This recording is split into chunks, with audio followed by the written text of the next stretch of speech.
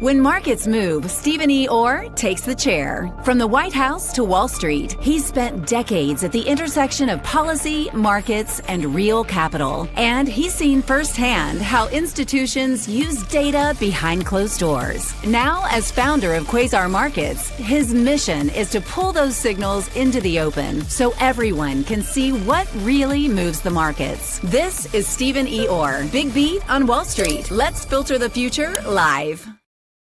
Good morning, Quasar Markets Live. Matthew Tuttle, Tuttle Capital Management. How are you, man?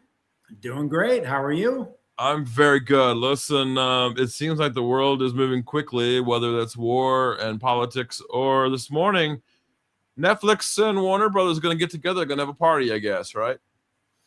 Yeah, no, it's good for us. Hopefully, we've got 2x Netflix, so interest in the name is not bad when you're running a 2x. So like to see it.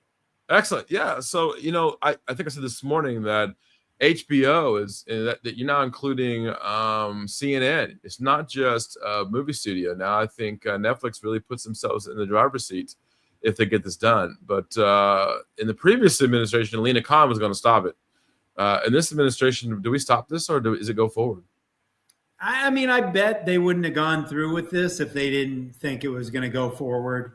We've got a entirely different regulatory structure right now. So, I think they know what they're doing here. That'd be my best guess. Excellent. All right, let's talk about it. Matthew, talk to me a little bit about Tuttle Capital. What are you guys doing over there? Well, we're known for the levered and inverse, which hasn't been a great spot to be the past couple of weeks. But, everything coming back, that's been good.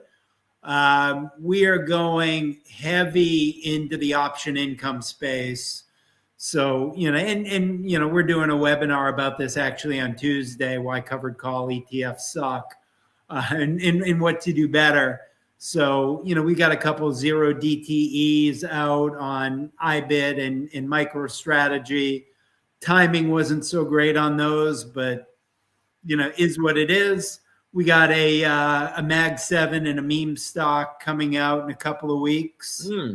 And, next year I'm excited. We've got our, Ono, which is our no bleed tail risk. Mm-hmm. We have Hell Yes, which is 100% S&P and 100% tail risk, which you look at the back test on that. There's a reason we call it Hell Yes. HES will be the symbol. HS. And then we got UFOD, on the backs of the Age of Disclosure movie. We will have the only UFO disclosure ETF. Now we just need the actual disclosure, but. I have a meeting with David Meltzer in Vegas next week, and as you know, the real life Jerry Maguire. So I think it's Show Me the Money, SMTM. I think that's the new ticker. Something I want to see. Show Me the Money. Look, there's a lot going on in the world, and we just had a hell of a sell-off, and then we've this push back up. What's the malaise going on in the markets? What's going on? Why is there such a retail institutional fight right now going on? Yeah, I mean, I think you got a lot going on. You have a Fed meeting coming up where we really don't know. The market went down on the thought that, the Fed was going to hold. Then it went back up on the thought that, maybe they're not. So we got that. And then we've got, kind of this whole thing. And I was trying to think of a sophisticated term but I couldn't. So I'll just say thing. Going on with OpenAI and the way, these deals are being financed. Yeah. And the whole AI world, hinging on one company where, there are some legitimate questions. Sure. And some serious people, albeit mostly perma-bears, raising some significant concerns. So, and we wrote about that in today's newsletter. And basically, I tell people what I always tell people: you can't time it, right, but you ought to be hedged. At some point, I'm going to be looking at ratio spreads on Qs, puts. I love doing stuff like that when, I think the market's going to move big one way or the other. But, I think those are the main issues that are going on. And then what's going on with Japanese rates is right now the sideline, but that could go into the fore. And then what's going on in private credit, that could come and bite us in the butt as well. What are you thinking about private credit? I mean, the bond market seems to be messed up over there, and there's this whole thing about whether or not Powell's going to stick to his guns and not lower rates. Housing market seems to be in the doldrums again. Worst time, I guess, since COVID, before COVID. So what are we thinking here going into this? What does Powell need to say outside of lowering rates to kind of stem the craziness in the markets here? Well, I mean, for the markets, it's what he does and then, the dot plot and, where he comes out on that. But then it's also, why are you lowering rates? Are you lowering rates because you're seeing something that's scaring the crap out of you? Or are you lowering rates because Trump is calling you a moron every single day and you're sick of it? So that will remain to be seen. I don't know how much of an impact that has on private credit, whether there are other things. I think there are cracks out there, but there are always cracks out there. So, you could be, hey, sky is falling, and, be a perma bear. We have a podcast. We interviewed a perma bear a couple months back. Guy's been short the market for like 3 years. He's been getting his ass kicked. One day he may be right, but who knows? I mean, this isn't 2008 anymore, right? The world isn't going to just fall apart overnight, right? Anymore. And I think it could, but what we've got that we didn't have, but we didn't have it to this extent, is a Fed that's going to jump in and manipulate the hell out of markets. And I think that's what they did during COVID. And what about data? I mean, we have a lot more data than we've ever had before that might slow down that process too, right? But the zero DTEs are exacerbating it. I wonder how accurate that data is, but yeah, we have a lot of data. All right, I'm looking up now. I'm getting pinged by our boy Jeremy Vreeland. Says he wants to talk about Bitcoin this morning, so I will pull up the charts on Bitcoin. Talk to me, Matthew, about what you're thinking about Bitcoin here. Yeah, I mean, we're bullish on Bitcoin and crypto. This 92,000. Where are we now? 90,000. All right, we're selling off again. But I think you buy the dips.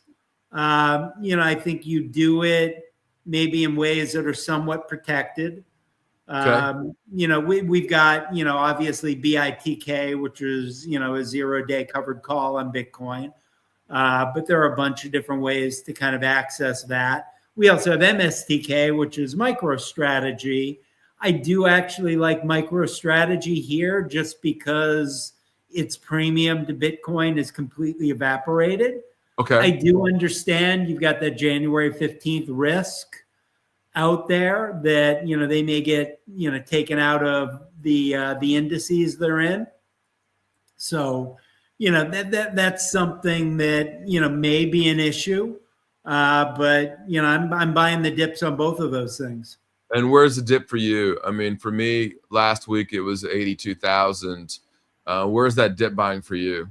Yeah, I mean, anything in the 80s, I'm going to buy. Okay. The way I'm doing it is I'm doing it, again, with ratio spreads. Okay. So, in that way, if I'm wrong and it goes to 50,000, I don't lose money. I've got unlimited upside. My only downside in a ratio spread is if it's kind of flattish, which, gotcha. My prediction on Bitcoin is a week from now, 2 weeks from now, 3 weeks, it's not going to be flat. It's going to be up big. It's going to be down big. And, and because, I've got some long exposure, I want to get my exposure now. What's the catalyst behind that you think the big move is going to happen? I mean, it's a volatile asset class. Right. So it's not the type of asset class that moves around and just, is sideways for a couple of months. Right. So Uncle Jerry's not going to be buying Bitcoin for their nephews, right? Yeah. I love it. All right, let's get to it. And I'll pull another chart up here. How about this one? Mark Zuckerberg just now talked about he is firing a lot of his staff over at in the metaverse that he just went bonkers over, really investing in metaverse, changed the name of his company to Meta, and now is cutting back on Meta. Thought process here? Yeah, we just actually wrote about this in the newsletter today. So what I'm looking for is the Mag 7 name that's going to be the next Google. And I don't know that it's Meta, Okay. but I like that, you know, he's getting out of that and really pivoting towards AI. You know, I don't have them, but these AI glasses seem pretty badass. I could say I tried them on. I got new glasses and Ray-Ban at went to LensCrafters, and I tried them on, and I wasn't that impressed by it. Actually, I was. All right. I mean, good to know. I've not tried them. I've just seen the commercials. Yeah. And like, wow. Well, I think the Apple AirPod 3s, the new Pros, translates. So that's one of the things that AI. That's pretty cool too. I mean, I do a lot in Korea, and I'm going to Japan. I don't speak the language. Hopefully that's going to help. Yeah, and the interesting thing with the Ray-Ban and the Meta is that they don't only do 5 languages. They don't do Korean, they don't do Japanese or any Asian language.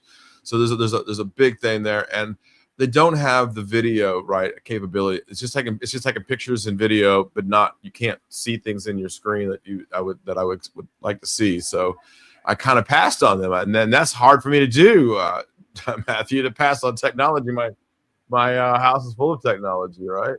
Yeah, mine too. All right, Jensen Huang, NVIDIA. You talk about the Mag 7, Mag 8, Mag 25, whatever we're looking at now. Take a slip a little bit over the last few days. What are we thinking? Yeah, I mean, you know, I think NVIDIA has changed where I used to say NVIDIA was the clear winner in AI. Mm-hmm. Now I say NVIDIA is a clear winner in AI. But I think, you know, the floodgates have opened to some competition here. I mean, Google is obvious. You know, we run a 2x Google. That thing's exploded lately. And then to a lesser extent, Broadcom and maybe AMD, you know, come into it as well, where, you know, now NVIDIA is not necessarily, and yeah, I'm not going to bet against Jensen Huang. They could go back to being, hey, they're the clear leader, but you know, they took their foot off of the jugular here, and other people are coming in. Yeah, and I'm going to put up all the different 2x and 3x's that you guys do, and can you kind of explain how that process works? What process? Of how to build an ETF. I think everybody wants an ETF, Matthew. So how do you do that if they want to build an ETF? Tell them how hard it is, man. It's not easy, right? It's not easy, no. And especially when you're doing it levered. Because if you're doing it levered, you have to go get swap. And swaps are a whole different beast. You know, requires all sorts of legal agreements, lawyers going back and forth. I mean, we've got some investment banks we've been talking to for like 5 years, and we're still nowhere close to an agreement on swaps. Yeah, it's somewhat expensive, and really the key is, how do you market the ETF? I get so many people coming to me because we do sub-advisory work. I'll launch ETFs for other people, but I have so many people come to me. They're like, "This is the best idea ever." It's like, nah, no one's going to care. I can't tell you how many people tell me they've got the idea that'll beat the market. And everybody has their own ideas, right?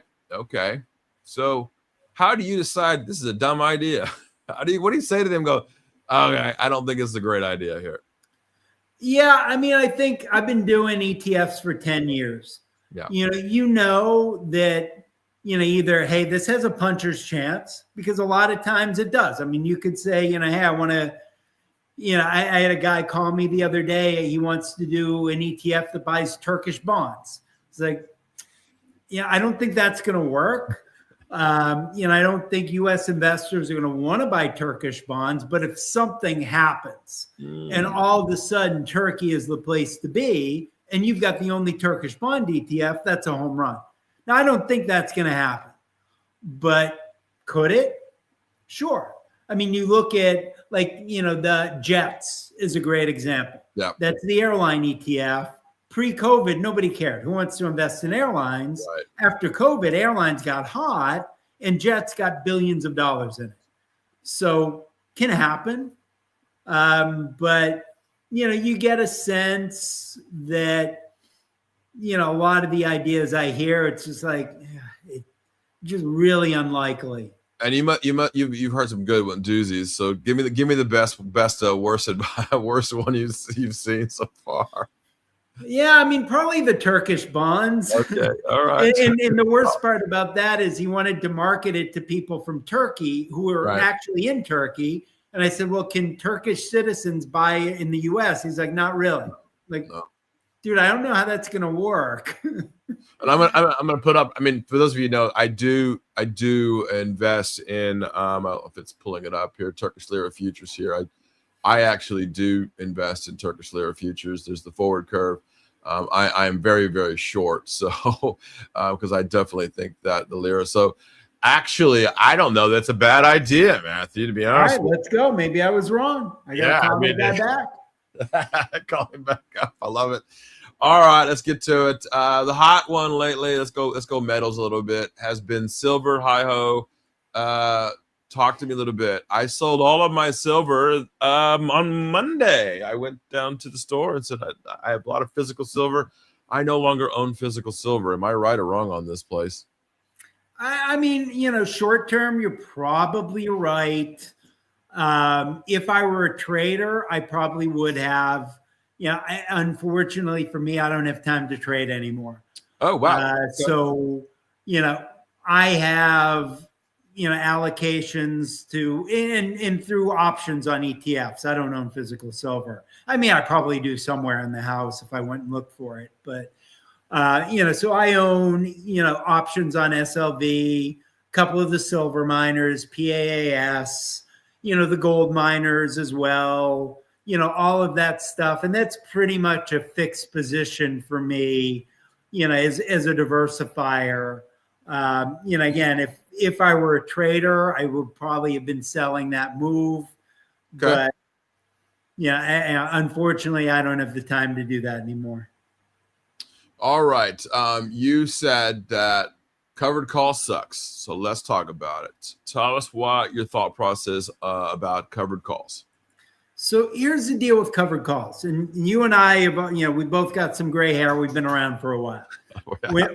When I started off, covered calls were something that old people did on stuff like Procter & Gamble, Coca-Cola, and McDonald's. Those stocks didn't move much. You'd buy them, you'd get a dividend, you'd write a call, get a couple extra bucks. Not a bad idea. They have morphed now into writing covered calls on really volatile stocks. And, the only reason I'm going to buy a MicroStrategy, a Palantir, a Hood, whatever, is I think those stocks are going to go up, and I think they're going to go up a lot. So Why the hell would I write a call against that? What I'm doing is I'm turning what is an asymmetric trade from the standpoint of, if I just go and buy MicroStrategy, I've got unlimited upside and unlimited downside. But, if I've got some sort of edge in trying to buy it, I can make myself an asymmetrical trade. Once I sell a covered call on MicroStrategy, that's not an asymmetrical trade anymore. Now I'm limiting my upside to wherever I put my strike price, and I still have unlimited downside. That's a crappy trade. So what we're doing is two things. The ETFs we have out right now, we're only writing options during the day. And we're not doing it in a pre-programmed way. We're waiting for an opportunity. We see it during the day. I'll write a call, and we're out of that call same day. So assuming there are overnight returns, which there haven't been in the cryptos. But once we get back to that, then, we're unencumbered overnight. We're unencumbered over the weekend. And to me, that's the only way you do a covered call. The stuff we have coming out, later in the month, that's going to be put spreads, where we're going to be writing put spreads instead of call spreads. So again, I'm not limiting the upside.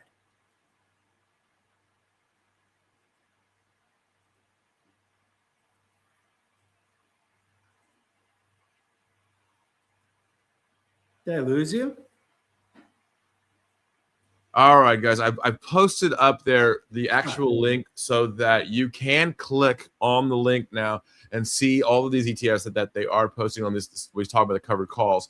IncomeBlastETFs.com. Click on that link. You can actually see it clearly what he's talking about. If you don't understand, I mean, he'll teach you. They've got great people on their team. I've known them a long time. Patrick Neville and Jeremy Vreeland and those guys will be there for you. So click on that link. Make sure that you check them out and hit up Matthew. All right, Matthew, we're about 8 minutes now into the open in the cash markets, and I'm gonna leave this link up for everybody to see as well. And I'll go ahead and put us back in the system here for us. But talk to me a little bit about the QQQ.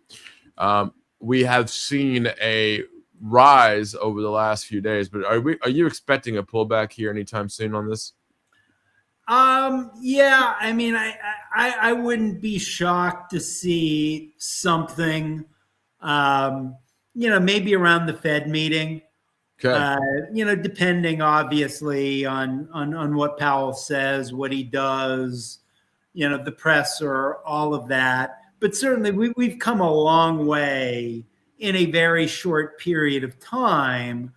Again, I'm not a trader, but I still have trader mentality. Sure. So what I will do in my portfolio is I always have hedges.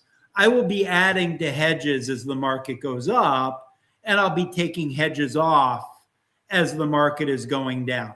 So what I want to do is I want to be buying insurance when it's cheap and selling insurance when it's expensive. And I think counter trend. So given where we've come, how the Qs do seem a bit overbought here, I would think the next move would be down versus up. Okay, so path of least resistance for Matthew is to the downside. So I can definitely see that. All right, so I guess your timeline is between here and now and the end of the year.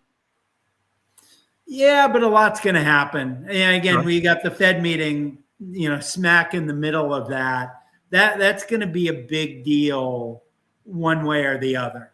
So, which is why I don't think anyone can forecast. Because I could tell you, hey, I think the market's going to be this by 12/31, but what's Powell going to do? What's Powell going to say? What questions are the press going to ask him? How's he going to answer them? I don't know. You don't know. Nobody knows.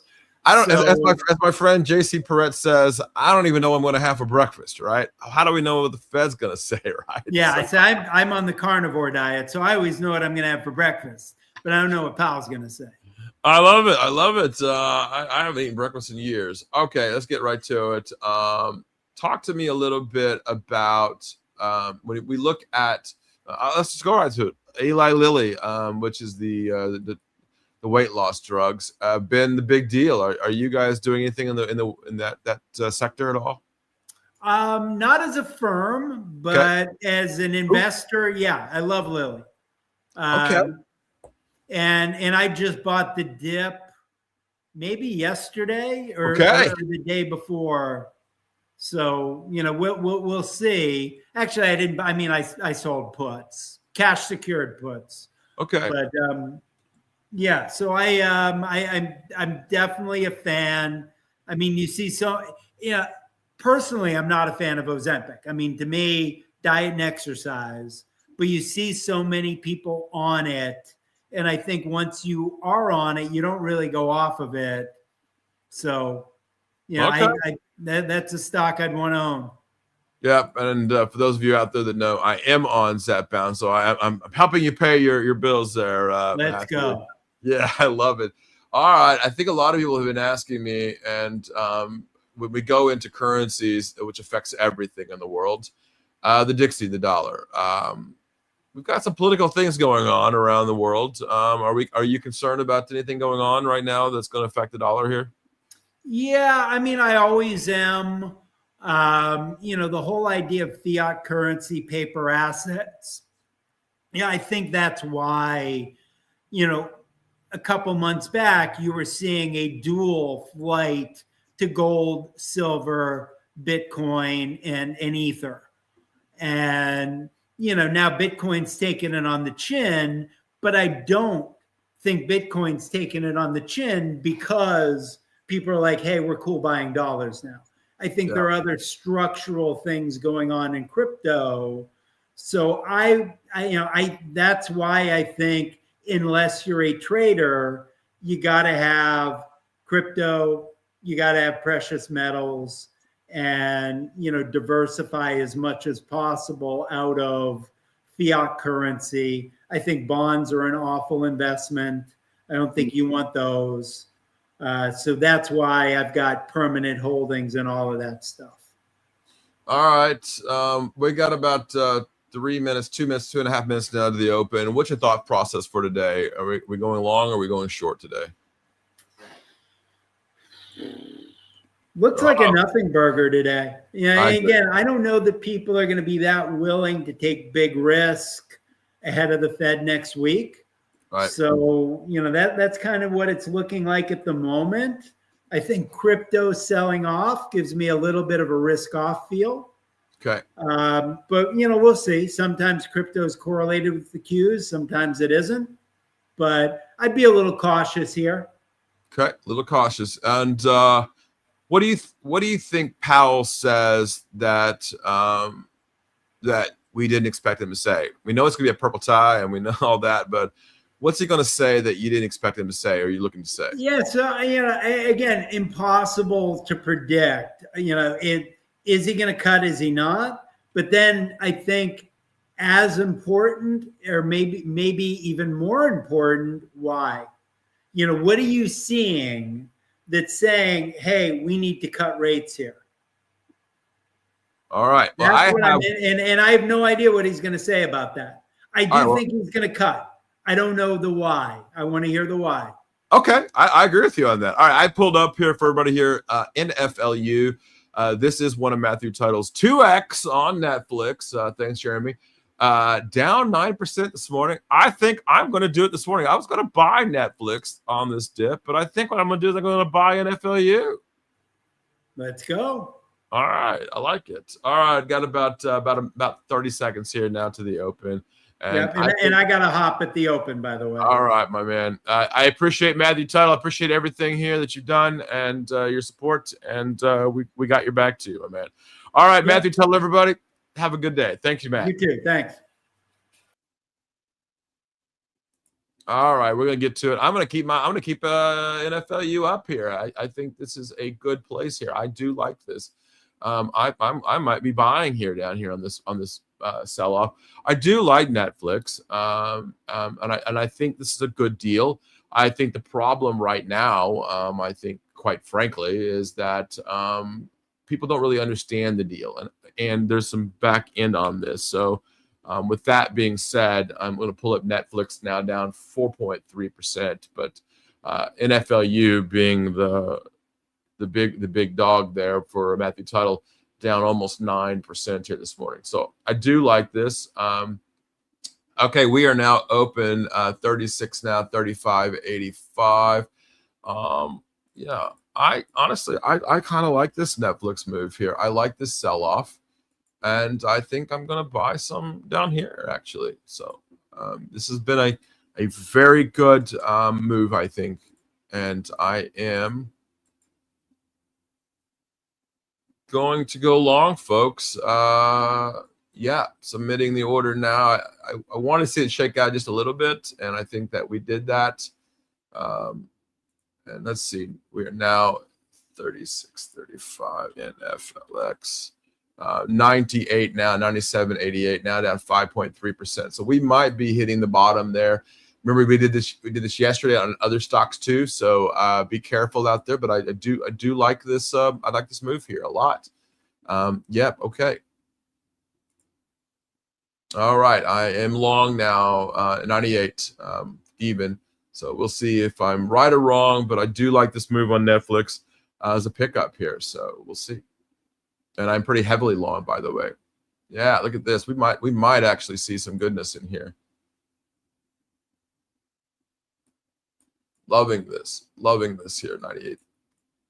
If we can get it right down here, I think this is a good buy. And I think people have, I'm not telling anybody what to do. We don't do that here, obviously. But I do like this move here. Look at this move. I like this move a lot. Look at this move. People were being stupid, as I said earlier this morning. I like this move here. I like this move a lot.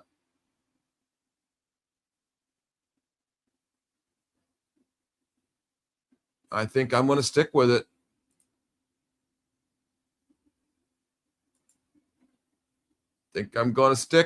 Yeah, I agree with this move, folks. If you were paying attention this morning.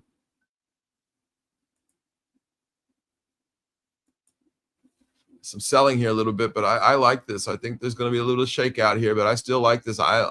I think you've got a great opportunity to buy a huge company here for the future. If you're a long-term investor, my goodness, Warner Brothers, CNN, and HBO, and all the things that you got Superman, and you've got Harry Potter. So all of that stuff is really, really good here. So I do like this. I am going to stay long here on Netflix. All right. And next coming in here is my friend, and I'll keep the screens going on. Kat Randel here coming in. Ask Kat. I'm going to ask Kat, how are you, man? I'm delightful. It's Friday, feeling good. End of the year, ready to rock and roll. How's that weather up there in the north? The wind chill was 14 degrees when I took my 5-year-old to the bus stop today. So definitely feeling it. Getting ready for Davos by temperature gradation. All right. For those of you who are paying attention at home, I just sold my Netflix. Congratulations, everybody, if you're out there. We just crushed it. All right. So I'm just keeping everybody, do that. All right, Kat, I'm going to get rid of this screen, and I'm going to let you kind of talk a little bit. And there goes Netflix to the upside. I had a feeling that was going to happen just as soon as I get out, right? All right, Kat, tell us a little bit about Ask Kat. Tell us a little about what you do. And I think a lot of people know that I go to Davos and UN. I speak. And the reason I get to do all that fun stuff is Kat Randel. So, ladies and gentlemen, my friend for a long time now, Kat Randel. Well, hi. Thanks for that, Steve. So Ask Kat is a strategic advisory, and we have a really unique consulting experience where we help people navigate the international event space. So Davos is sort of the Super Bowl of the international events, which is coming up. And of course, Steve is always a part of the mix with us. But really, we help people understand how to kind of extend their marketing, advertising, PR through the ways that they show up on stages, at cocktail parties, and really in a different headspace, right? Because sometimes when you're sitting at a round table, there's a different way that you would actually promote or market yourself. And we really help to customize what that should be for you and your organization. Yeah, and talk to me a little bit. The devil worshiping craziness that goes on at WEF, right? Is that what happens at WEF? I have heard every conspiracy theorist what goes on there, and I can tell you, I know for a fact that none of that goes on. But talk to me a little bit about what you think. Well, as someone who myself did 2 tours working for the World Economic Forum, I can tell you that my personal opinion is there is no real Illuminati, right? Or if there is, then they're not outwardly there wearing their masks.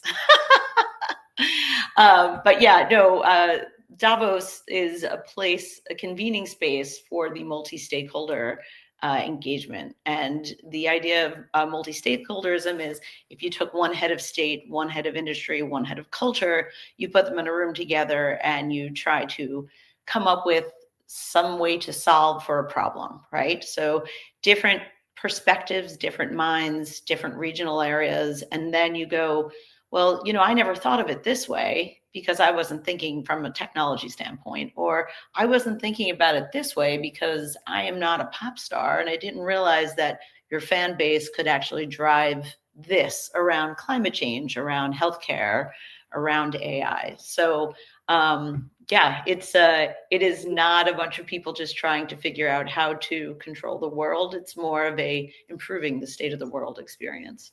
Yeah, you know what? Getting that many people together in one room, and of course at Davos, that's not an easy thing to do. It's a small little area and crush, but everybody seems to get along. It's one big crazy fun, right? So why can't we do that with the rest of the world and the rest of things going on around the world? Well, part of it is the lack of true interpersonal dialogue, right? So if you're just sending out messages via the internet without having an opportunity to sit down, have a drink, break bread, it becomes a little impersonal, and you're not seen or heard the way that you would be when you're up in a Swiss chalet somewhere. Right, but it's the uppity place, right? I mean, isn't that where all the uppity people go? I mean, and I don't feel that when I'm there, right? You feel like they're uppity? I don't know. No, I I'm mean, saying people think that, right? That it's just well, it's of course. Listen, anytime there's a situation where it's a little harder to get to for others, you feel excluded, and so that might give that impression. But it's not a better than. It's just sort of positions of authority that try to figure out how to come together and work across industries and sectors. Now, it does not mean that others are not invited. The forum has always had sort of like open forum dialogues, and anyone that lives in the town can attend. And they also have a protest day and things like that. That has gone on for over 50 years. So people are allowed to have open dialogue and engage. Plus, if anyone does follow the World Economic Forum, I mean, they have something like 2 billion followers, and you can watch all of their YouTube shows and stuff. So it's not a secret. It's just that it's about as open as it gets. That's what I'm saying. I love that. Yeah. All right, but you don't just do WEF, you do other things like the United Nations and Cannes Lions. Let's talk about some of the other events too that you also do. Sure. I mean, the international event space happens all year long. And whether you're at Milken or Skoll, if you're at Aspen, if you're at Cannes Lion for the marketing and advertising people, South by Southwest, the UN General Assembly, the Reykjavik Global Women's Forum. Many of my friends are on their way to the Bridge Summit out in Abu Dhabi. Like, there's so many things happening. Or also right now is Art Basel, which is a great time. So part of what we do with Ask Cat is figuring out the strategy for which rooms, which parties, and which stages are relevant to you. And sometimes it's not as obvious as you would think, right? Like, yes, you might be more of what you think of as a finance vertical, but finance spreads across all sectors. And so your perspective in a place that's usually about advertising and marketing, like in Cannes Lion, you're actually speaking to an audience of some of the biggest brands in the world. So if you're doing that, then you're actually creating partnership opportunities that will lead to greater success. And I think a lot of people, including myself, always want to know, how the hell do you get into doing something like this, Kat? I mean, I'm a kid from Southern Illinois. How the hell did I get into AI and all this? But how did you get into all that? So I often tell people that I describe myself in 3 ways, right? I'm a strategic advisor, and I do happen to have a lot of former heads of state or very wealthy individuals that I work with because of my Davos life. And that's because I spent, like I said, 2 different times working for the World Economic Forum. So it creates a really impressive Rolodex. I am also, though, an international events person because I've always had a little bit of a hospitality background, and I love a party, right? And I'm also a film and television producer. So I've done large-scale feature films to smaller TV vignettes of all shapes and sizes. And ultimately, that is the same job. All 3 of those things is me taking a big picture situation and drilling down to each and every individual and saying, this is what's going to make this project great because you're a part of it. And this is how we're going to elevate you to your next big thing because of this project. And I think that is sort of something that comes really natural to me. I've started many other companies in the past dealing with executive leadership and learning about ways that you can improve upon yourself. But in this sort of social setting, I like to joke with people, it's called the International Sleepover Party because we go to fun and interesting places. But but yeah, I think it was just, it's been 16 years of pretty interesting opportunities that just all melted together. Yeah, I love that. And you're not just doing these events, you're also an advisor to a lot of organizations that I really think are really cool. And I think one of them is my friend Yana. Let's talk about Mia a little bit. Yeah. Oh, man. So great. Actually, just talked to her about 5 minutes ago.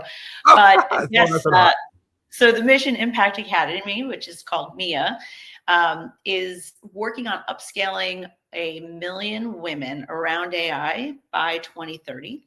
It is a really impressive network and organization for educating, and it's not just women, right? We're working with everybody, especially corporates as well. But figuring out how do you interact with AI, right? We're not teaching people how to be a coder, but if you were a nurse or a teacher, if you were working, on the stock exchange, do you know how to properly engage with the AI? So prompt engineering, basic tools, it's almost like AI 101 with a specialty skill towards whatever your needs are. And kind of taking off the kimono around the great mysteries of what's to come within technology. So that is Mia, and I highly recommend people go check it out. They are already in over 50 countries, and they have age ranges from 18 to 80. It's amazing how many people have signed up already. Yeah, Yana and Melissa Steyer's over there, big fans of those two, as they're trying to change the world. And I think that's part of the problem, for those of us in the AI industry for as long as we have, in my case, 15 years, I look at the industry and it's male dominated. Jeff Bezos, Mark Zuckerberg's of the world, right? Sam Altman, we all know who they are. Where are the women and that are producing the AI, right? Help me out here. So I actually think the women are just sitting in seat number 2 or 3, right? Okay. Behind every great man is a woman somewhere driving the force of their company.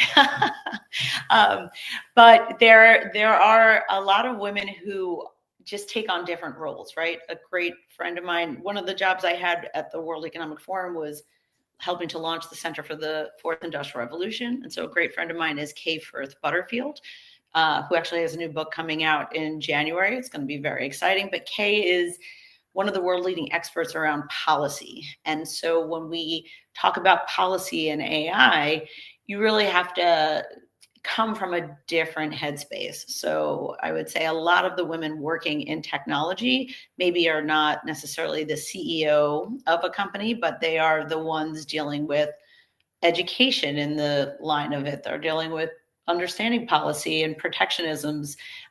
So they're there. There's plenty of women in tech, but they're maybe not always the first face you see.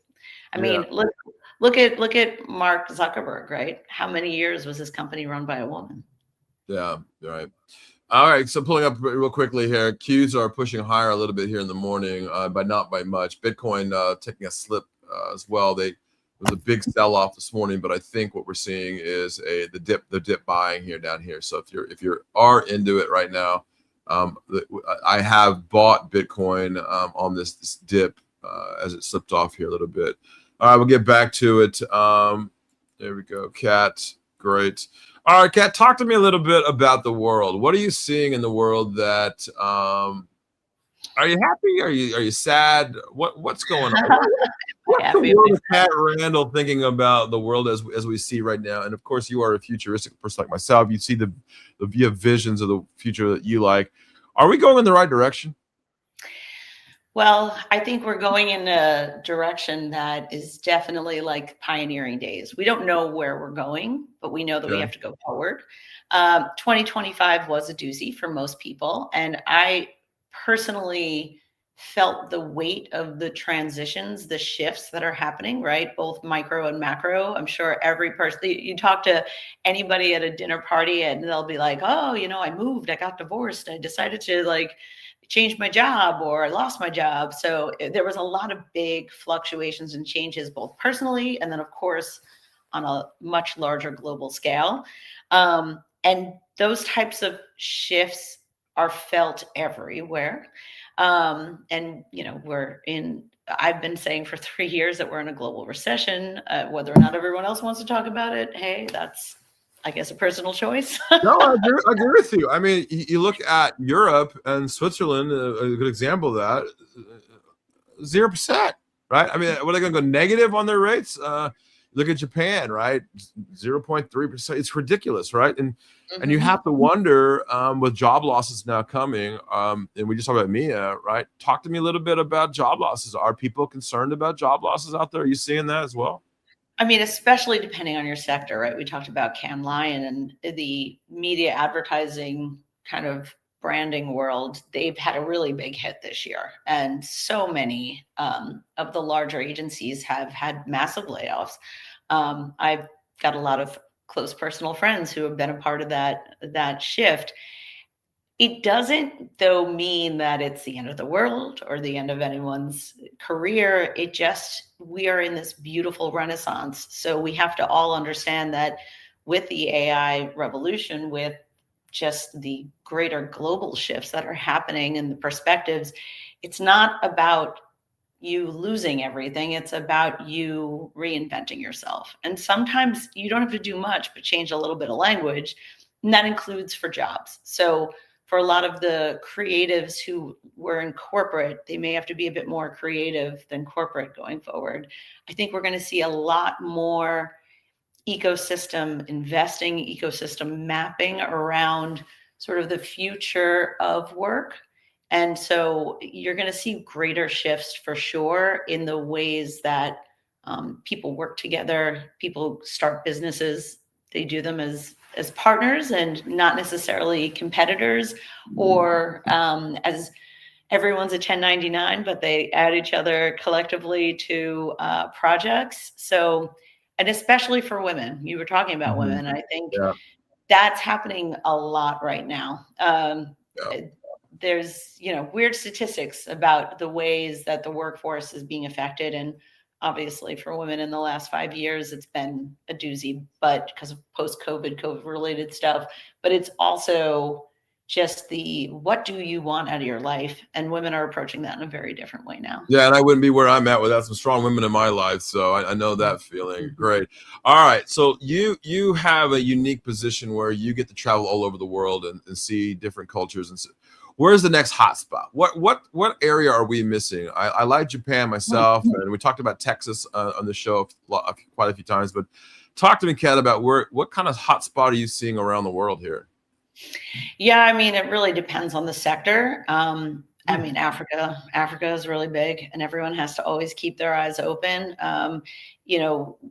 The biggest and most interesting thing about both workforce flows and then technology shifts is where people are going to come up with the things that we've never thought of or dreamt of before. And so, across Africa, there are some very, very creative companies and initiatives. It's a place to like what? I'm excited. I'm calling it Chafrica because it's mostly owned by China now, right? But China, India, the USA, yeah, there's a lot of that, but it doesn't change again the ingenuity in workforce. I mean, I think you're going to see a lot in ag tech. I think you're going to see a lot in the way that businesses run, again, going back to that like ecosystem mapping, creating different types of business models that we're not quite used to, or maybe not fully comfortable with, right? Like what? Well, in a more circular economy type of way. So I think you're going to see that there's a lot of businesses that one begets the other, but in a sort of sharing economy space, that will be a stronger model that will be more successful in a lot of parts of Africa. And I always consider Africa, a lot of Africa, the unbanked, right? They don't have banking accounts, and will the digital economy be strong in Africa, you think, over the next 10 years? Yeah, and it already is, right? I mean, they've been doing most of their banking in ways that like all the Bitcoin people would be really happy for. Okay. And anyone who's looking to invest in Africa, I think they're also bringing different types of business models around the ways that they invest. So that's something to consider and look at. Is like, I think a lot of people that are coming in the business side of it, Kat, think maybe it's here in the United States. It's not state by state because each state's different, but Africa is different in the fact that they're all countries different, right? So you got geopolitical issues going on there. Is that keeping some countries and investments away from Africa, or is it are they being? Yeah, I mean, I think it just depends on what your sector is and your level of comfort with curiosity and trying new things, right? Because it's still many of the countries are more emerging markets, but I mean, if you're in Rwanda, it's so tech heavy. Obviously, Nigeria is full of really creative spaces on technology, and also the film world, things of that nature. Ghana has a kind of booming real estate market going on right now. So there's a lot of very interesting things that are being proposed. My friends, Troy and Rashad, who are a part of something called Earn Your Leisure. It's a really cool podcast that people should check out, especially around finance. And they are starting their own community, like a Levittown that would have been, throughout the United States in the post-war era. They're doing something very similar to that in Africa. And so Americans and others are moving to these spaces or getting vacation homes in these new communities. I love that, and I'm looking at this now. I'm gonna bring it up there to everybody so they can see it. They have a YouTube. Wow, 1.6 million followers. Is that right? Oh my goodness, they do. Yeah, I think it's even more than that. And they also host a conference every August in Atlanta called Invest Fest. It has over 30,000 participants, and it's quite impressive.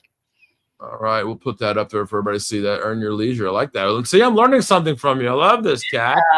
If you're in Nigeria, I think there's a prince there that still owes me some money. So haven't quite collected on that. I'm not really sure how to do that yet. All right, we've got about 7 minutes now, the top of the hour. Bitcoin is holding steady here. I'll pull that chart back up for everybody to see. Looks like 90,000 seems to be the hold here. And of course, our Netflix here this morning, we crushed that very early this morning. Kat, the Warner Brothers about to be bought by Netflix. Superman and Batman are going to fight each other at the WB now over Netflix. What do you think about that? How's Rosie think about that? Yeah, what does Rosie think about that? For me, it's both a little scary and very exciting to watch the ways that the greater, movie studio media machines are consolidating as a means to hold tight, as again, going back to that sort of creative workforce, and AI finds the workarounds on needing big studios. So it's going to be a fascinating thing to watch. There's been so many mergers in the last 3 years that, we just don't know where we're heading forward. So they're banding together and hopefully making a lot of money for themselves, but also their competition is people they don't even know yet. So in the last administration, Lena Khan just shut down every merger, and now we've got one that just lets every merger go through, right? So there's a big deal here. I'm excited about that. All right, ladies and gentlemen, Kat Randel, my friend for many years, and extraordinaire internationally. She will get you to Davos and get you to the UN. Got to pass the Kat Randel test before you get there, but I love it. All right, Kat, we'll see you later, but thank you so much for being on the show today. Cheers. Bye. Thanks, Steve. All right, everybody wants him. Here we go again. Steve Flanagan, the world leader on Forex. And Steve, the world's changing pretty fast this morning. Yeah. Man, talk to me about what's going on, man. Well, the world's changing. You got Germany passed its pension reform. One of the first parts of the leader Merz, plan, with German GDP so low, last was minus 0.5. They haven't grown in 2 years. There's a big demand out there. Well, what are you going to do for us? He's moved to the center, but he got it passed with a 319 vote out of a 630 member in their parliament. The combination of abstentions, not voting, and didn't vote were 311. So he narrowly squeaked it through, but it's through, just like the U.S. You squeak it through by 2 votes, but it's through. So that's a positive. And I think that you're seeing the euro react to that. 116.53, last week's close 115.96. So the euro is starting to move, which of course has the largest part of the Dixie. We've got the Dixie at 98.95. Last week's close 99.48. So we're seeing this move back down now in the currency market. The dollar is beginning to move into a sideways to lower after punching in 130 on the Dixie. Not a bad thing. Nothing wrong with this.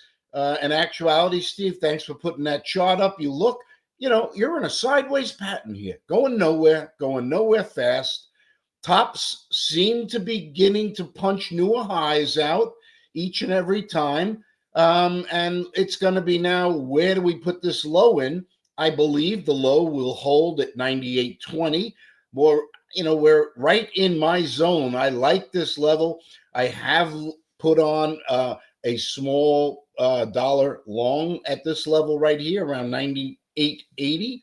But I am prepared to buy a little bit more around 98.20. And I'd cut myself out if we break below a 97.70. That's just my way of looking at it. I really don't think the world of currencies is moving right now, because next week starts a 2-week central banks. We got the Fed. First, we got the RBA, Reserve Bank of Australia, on the 9th. They're at 3.6. Then the Bank of Canada at 2.25. Look out in Canada. Woo, what a strong unemployment number came out, 6.5% from 6.9. So a significant drop and gain of the employment picture. And CAD has reacted very quickly, 138.79 right now. So in this period of dollar waffling, the CAD has some room to make on a downside here against the dollar. So I am watching this carefully. As I see the dollar move sideways, it indicates to me a back into U.S. equity strategy. Because as we talk, if the dollar moves sharply to the upside, then a lot of the hedging gets thrown out that we know is very dominant to the short side of the dollar. And as that hedging has to unwind, so too is the winner on the other side of the hedge, which is the U.S. equity market. So in short, the dollar going sideways to me is in a supportive motion into the U.S. markets here. And that's the way I'm watching it. On the world market, not a heck of a lot going on. Factory orders, Germany down 0.7. The Canadian unemployment, we did mention. The Eurozone posted its GDP 0.3%. Now, come on. If that's not sending alarm bells, Europe is just not growing. And lo and behold, finally, an ECB member comes out, Villeroy, today. Downside risks to inflation remain as significant as the upside. Well, what does he mean by that? Come on, I don't get that one, right? It could go this way or it could go that way. You are the head economist. Tell us exactly what you're talking about. What does he mean by that? No different than our Fed, right, Steve? They've got to butter the toast on both sides, because they, in a sense, you can't be sitting there as most of the ECB at 2.25%. You've got no growth. Germany was minus 0.5% GDP. You've got no growth, and inflation is 2%, and in some countries actually dropping below. So at some point, you have to say, we've got to stimulate, and to stimulate, their only tool is to lower interest rates. So, there's the U.S. said that, Steve, PCE numbers coming in now, price index now up 0.2%, right in line with what they thought. That's not inflation to me. And Steve, where is tariff equal inflation? If you take the tariff, and I'm using Jerome Powell, 0.6% of our present inflation rate is the tariff effect, then the United States is running right on its objective, just slightly higher than 2.2%. So what does that mean? At 4% interest rates, the U.S. is in restrictive territory. So the new consumer, hold on one second. The consumer spending now coming in at 0.3%. That was forecasted. Previous was 0.6. So consumer sentiment's falling, consumer spending is falling, inflation is falling. People are losing jobs, and yet the Fed keeps saying, well, I've got to worry about inflation. I mean, what more numbers do they need? Well, they've got to worry about inflation, which is falling, but they've always said the labor market is strong, and we've sliced and diced that so many times. The labor market, while payrolls, the recent number of the jobless numbers was at a 2022 low. The overall payroll situation in the United States in this K economy, the disconnect is that people are not doing that well.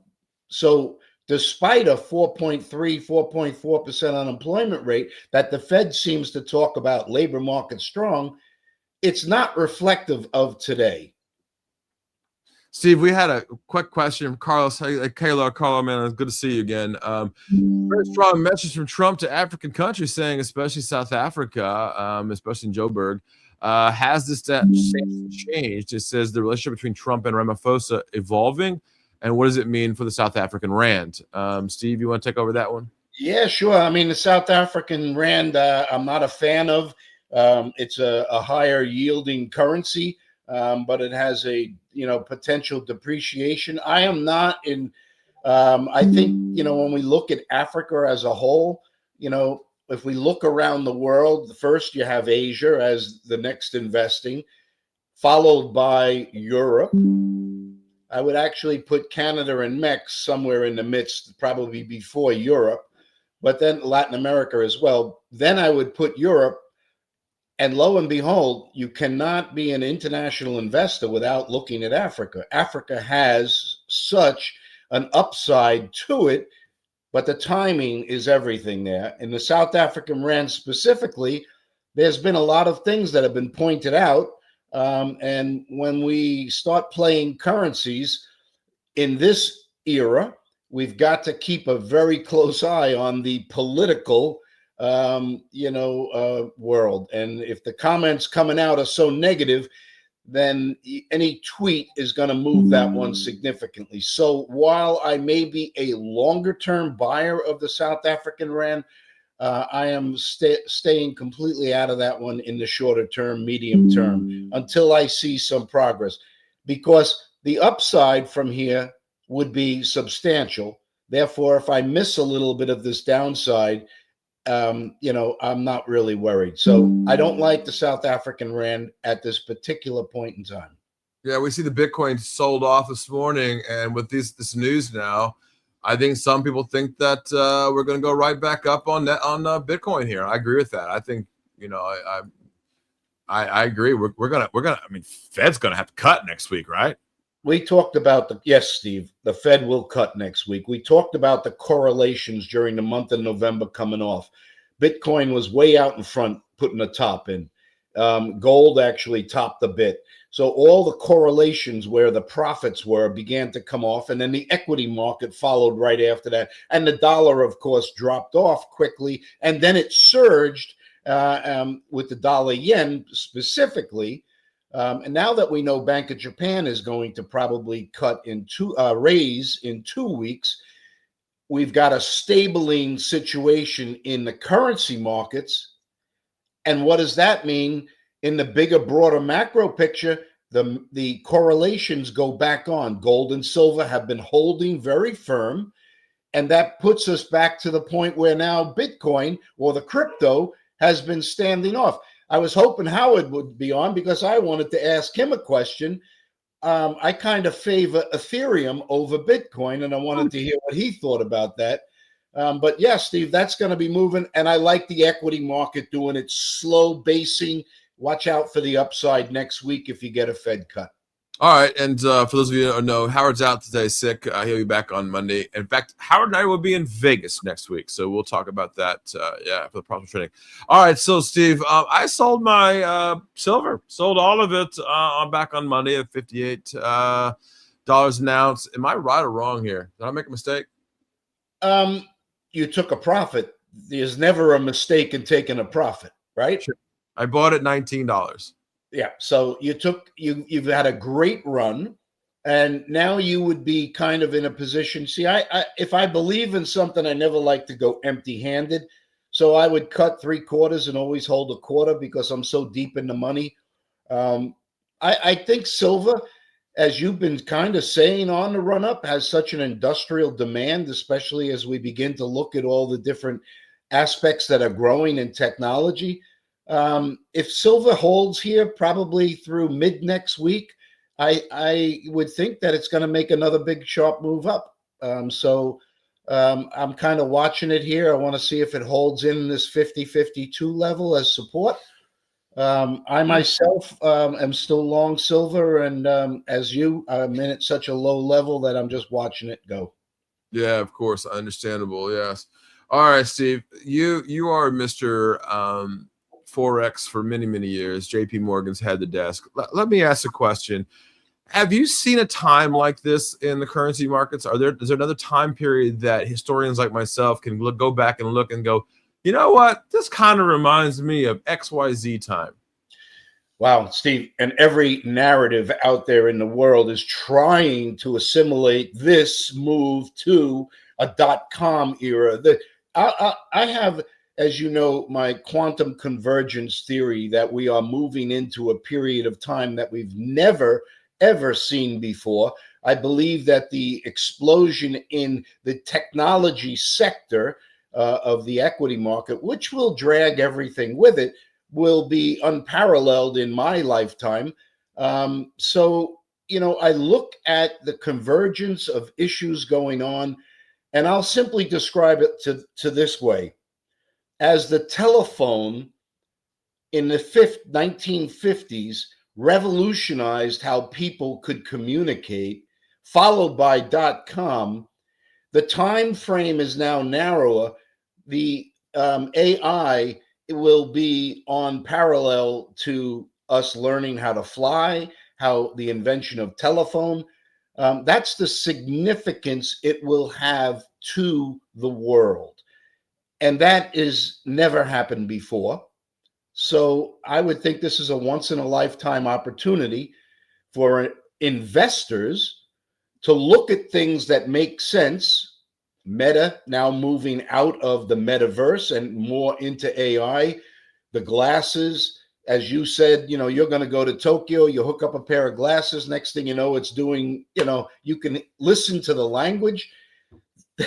Think about the billions of people on the world. Think about the frontier that a simple innovation like that opens up. I'm trying to draw parallels for people. No, we've never seen anything like this in our lifetime. You're getting asked again another question here, Steve, coming out very quickly. Carlos now asking, he's very curious to understand how you see stablecoin introduction playing out with the new Genius Acts now in play. What does it mean for Forex? I put you on the spot, Steve Flanagan. Yeah, that's putting you right on the spot. Ultimately, I see a merging of the foreign exchange markets and the crypto markets. In what sense? I mean, stable coins will play a massive part. You know, without getting into the weeds here, and, you know, let's keep it on a simple analysis. if you look at one of the largest buyers of the U.S. Treasury market today, it would be your stablecoin market. Stable coins offer an opportunity where currencies could potentially transact.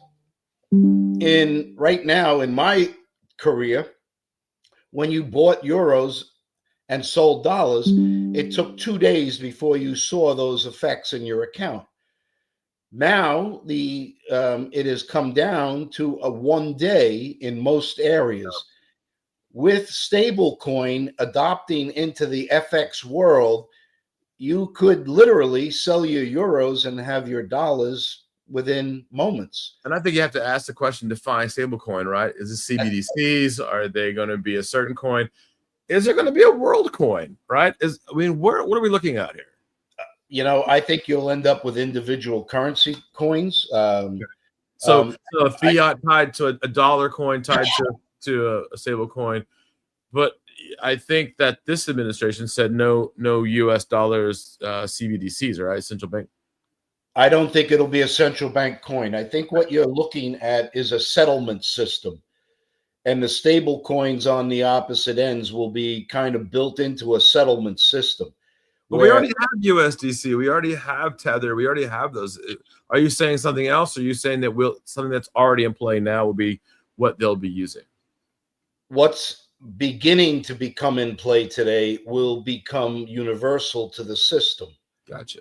And that will be revolutionary. In other words, we just had Kat Randel on here talking about, and I think Carla's going to ask too, is asking about Africa. So you have countries, continents, with countries like United States is a lot of states, right? Will each state have their own coin? Will each country in Africa have their own coin? Will China have their own coin? Will they be denominated by the different provinces in China? Will Japan have 5 different coins? Or will there be just like main coins for each country? I would think that as a settlement, it'll be a main coin for each country that as people adopt into the system, let's just think about the technology behind something like this. And let's think about, in my quantum convergence, where I see the world exploding is, think about a massive corporation that has plants in Asia, in Europe. Think about their ability to suddenly move funds, make plans, but do it instantaneously. So if you think $9.3 trillion trades in 1 day in the currency markets, get a handle of that. That is so massive than any other market in the world. Now, when you begin to put the settlement of that to instantaneous, think about how the world gets a massive supercharge to the system, because people can now make plans and quickly put their plans into place. It's things like this that build the quantum convergence that we're moving into, where the world is going to experience a growth period that we, quite honestly, have never seen before. What's the over under that next week Fed Powell says quantum convergence? Boy, that would blow me away. And I would say it's a very low risk bet there that he would ever mention. But if he even mentions, the global situation, then he's got to be looking at it from a point of view of lower interest rates. The US is the leader. And in a quantum convergence world, there'll be shared leadership throughout the world. China does things great. Europe does things great. Every area of the world collectively moving into this period that technology is driving us into. If he even acknowledges the weakness in Europe or the deflationary aspects that China's in, then that's a lower rate environment. All right, Carlos says 100% Steve, anti-CBDC is in the Clarity Act, right? I totally agree with you on Steve about the release of $2 billion. Yeah, I agree with that. Yeah, liquidity in the markets, totally agree with that. All right, Steve Flanagan, have a great weekend. We'll see you right back here on Monday. We will call you from Las Vegas, Nevada, as I will be with Howard Greenberg at the Prosper Trading Academy. We'll be there all week, and we'll be doing shows from there and interviewing those guys. You'll know Charlie Moon and Scott Bauer, and those guys are awesome. So we'll be doing some of those interviews as well. All right, Steve Flanagan, we'll see you right back here on Money, my man. All right. Thank you, Carlos, for the questions.